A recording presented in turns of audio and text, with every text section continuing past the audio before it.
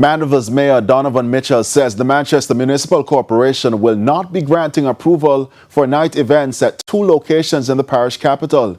He says the decision follows complaints from residents about noise nuisance caused by parties along Perth and Villa Roads near the Mandeville Town Centre. Krista Campbell has our report.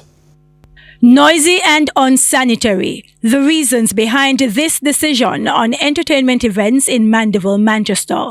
And it's the right to the accounts department not to accept any funds from persons having events at those locations, which would mean, therefore, that we have not given an approval.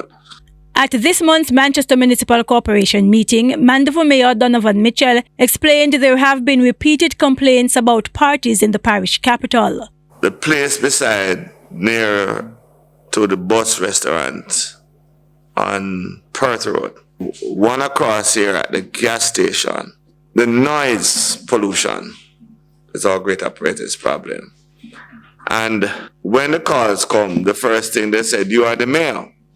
If you can't talk to the police or if you can't say anything, then how can we talk? Sharing his own personal experience, he noted that the matter has also become cause for concern in emergency situations. Nearly a month ago, I was coming on Villa Road and I couldn't come up. The entire place was blocked off. There's a party going on right there. And the other thing is that we ask for certain things when persons are having events. There's no public sanitation there. There's no parking along that main road that way.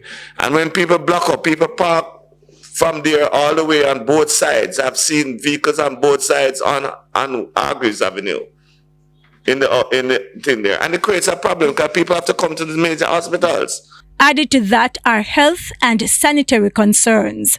When people drink and whatever, they just stand up anywhere and they urinate on the people's wall and the business people are calling. So I am asking the police to look into the situation. I'm not asking us to stop people from having their social events, but something has to be done.